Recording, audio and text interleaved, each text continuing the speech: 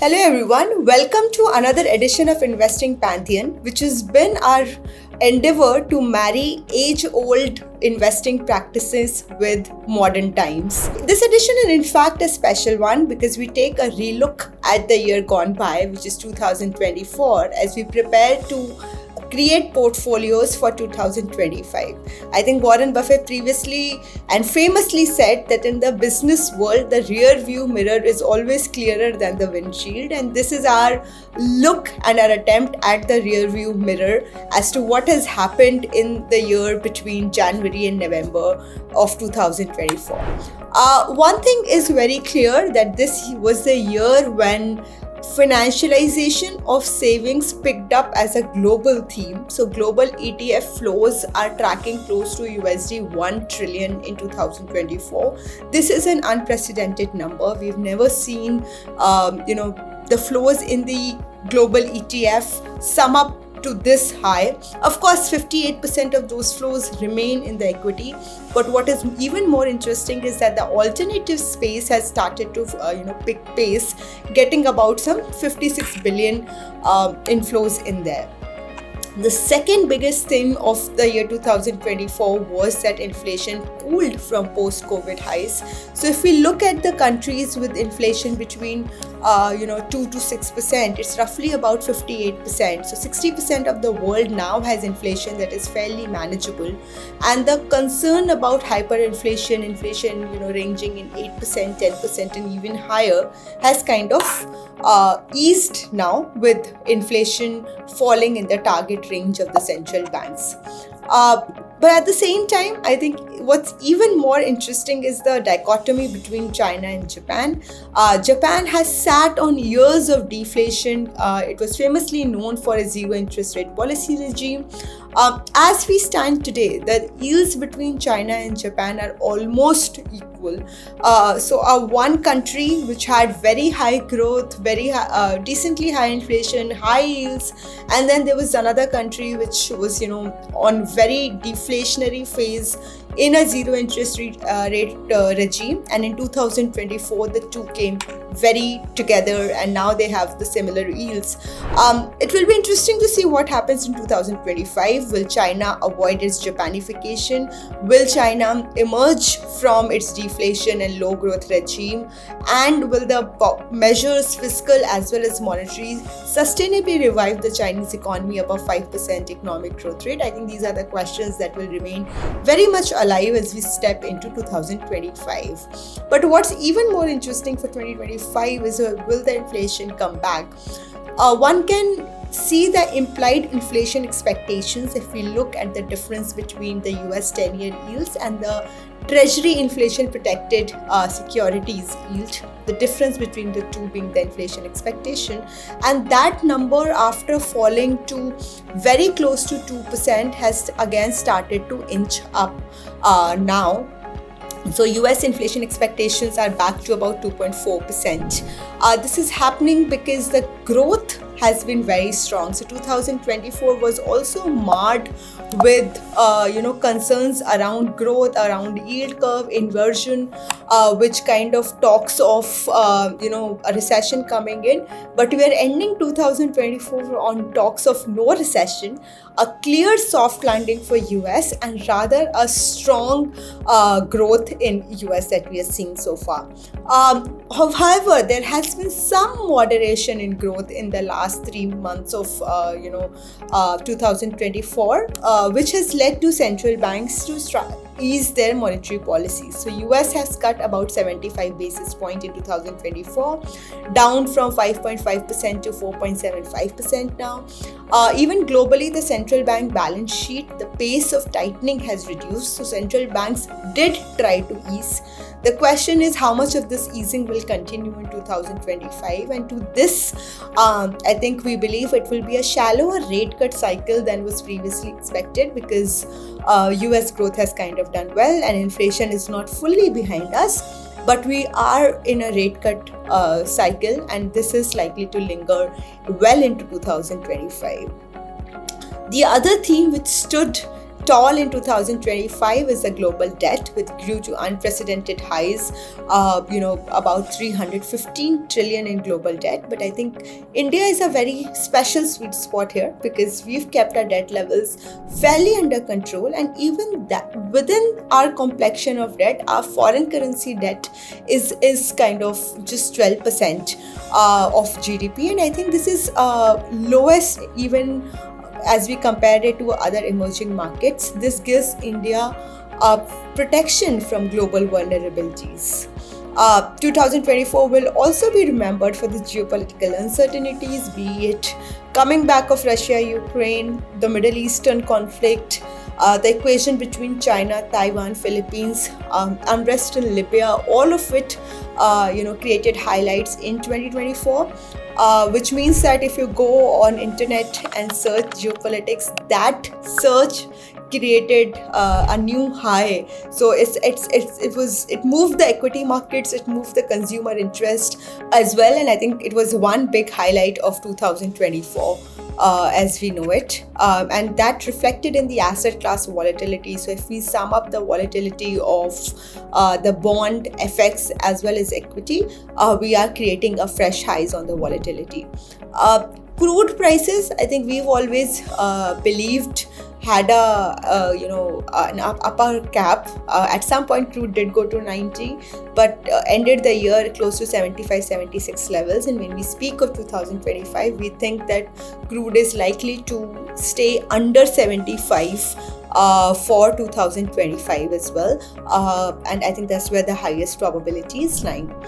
Dollar index was also very interesting in 2024, where it weakened, and once Trump got elected, it shot up. So dollar index under the Trump election month went up from 100 to 106. Now the question is what happens to dollar after, because this index alone drives many asset classes, whether we talk about the Indian equity markets, whether we talk about commodities. This one number is very important. We think that the policies that the Trump will create are very dollar bullish, be it the tariffs on China, making EU incrementally less growth positive, or even on the US domestic macros pushing growth higher. I think all three of these are very dollar positive, dollar bullish signals. But the question is that Republicans tend to be a little more in favor of dollar weakness, and Trump himself has been very spoken about it. So if we see the last time Trump came into power, which was about November 16, dollar index did shoot up, but eventually in the next 2 years it fell from a high of 102 to 89, and this was significantly a one-way movement. Now the question is, can we see a movement like this time around? There are two sides to this coin. One is, of course, Trump will prefer a weaker dollar to help their domestic economy, but secondly, the policies will make our dollar a little more bullish. If US growth remains as strong as it is today, the dollar weakness may have to wait for longer to reflect in the numbers. But our dollar weakening, when it happens, will help the emerging market, equity market, so be it India or China or commodities call, they will all watch out for this one indicator in 2025. Because of the dollar's strength and US doing phenomenally well, EM currencies faced headwinds, but among that India stood tall. So when we look at the depreciation seen by EM currencies, India has seen very small depreciation, just about 1.5% on Indian rupee. This is because RBI has stepped up and intervened in the FX market. It has run down on its FX reserves to help the currency in the tough global volatile market. US, of course, as I said, is roaring. There is no sign of recession. It's a soft landing. Growth numbers are improving month by month. But there is a question on how much of the US growth is now getting fueled by public debt. The interest payments of the government is increasing, and I think the conversations around debt ceiling are not too far away. So I think this again will form the backdrop of 2025. China tried to fight the deflation risk. Going back to the slide where we saw, Chinese yields are almost as same as Japanese yields now. They have taken proactive steps to revive the local economy by giving stimulus to the local government. Monetary as well, they have opted for rate cuts on the mortgage side. Some of that has reflected in some success. So new home sales in tier 1 cities of China has started to go up. PMI numbers of China are now back to expansion zone. So I think 2024 really turned the Chinese stories from being absolutely down the drain to seeing signs of revival that reflected in equity market valuations as well, from being extremely cheap to being on a path of moving towards average valuations, and China of course seeing 18% run up in the year.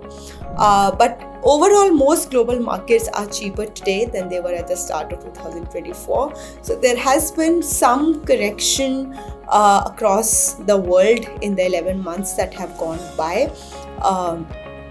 Domestically, growth was doing very strong, but then it eventually slowed a bit, and we saw that in the second quarter GDP release as well of 5.8%, which was much lower than what the street was expecting at 6.5%, or what RBI was expecting at 7%. And I think this growth worries will flow into 2025 as well, where GDP high frequency data will form the landscape for equity investing as well. FII flows, they made records on both sides. So we got 30 billion USD in FII flows, and they took away 50% of it, leaving only 15 billion net flows for the year. Again, India debt saw an accelerated demand. Now the demand for India debt is higher than the supply. This is a good sign for the yields. It means that Indian yields, even though they follow the US direction, they have been protected they have been protected on the downside per se, and therefore the yields did not go above 6.9 because they have comfortable domestic valuations with us, which includes a high demand, one, and secondly falling of the twin deficit. So current and fiscal deficit is also coming down, which is helping the yields in the long-term perspective. Government spending slowed in 2024, at least in the first half. So government has spent much lesser than budgeted. But it is expected that the spending will now revive in the second half, given that our growth numbers have been dismal, and I think that would bring some growth expectations back to the market. There was a slowdown in corporate earnings. We've seen that reflect on the markets as well. So the bigger question is, how did India invest in 2024? And I find this data very interesting, that if we look at mutual fund portfolios across investor classes, which is retail, HNI and corporate, 84% of retail portfolios are in equity alone, whereas 50% HNI portfolios are in equity, and corporates are of course very well diversified. The point here being that there has been some inclination towards equity only for the retail as a category, but maybe asset allocation will be the way forward here on. The winner of 2024 asset allocation, of course, was gold, which has performed phenomenally well, giving about 33% return, and this was driven by suppressed gold to equity ratios. Secondly, the geopolitics, the equity volatility, and third, the demand from China. So if you look at the asset class performances, gold is clearly leading the table with 33% return. Now the question for 2025 is, does this continue? Does it reverse? Historically speaking, after gold tops the chart. It barely goes on for 2 consecutive years. We do think towards the after the first quarter of calendar year 2025, so Q2 2025 onwards, we should see equity being back in favor. Until then, it is time to stagger and accumulate for the long run. And for our specific actionable asset class views, please get in touch with your wealth advisor. I hope this version adds value in collecting everything that has happened in 2024. I think taking stock is very important, and that was our endeavor in this version of Investing Pantheon. That was it on the Investing Pantheon. Thank you for watching. I hope you enjoyed the version, and happy investing.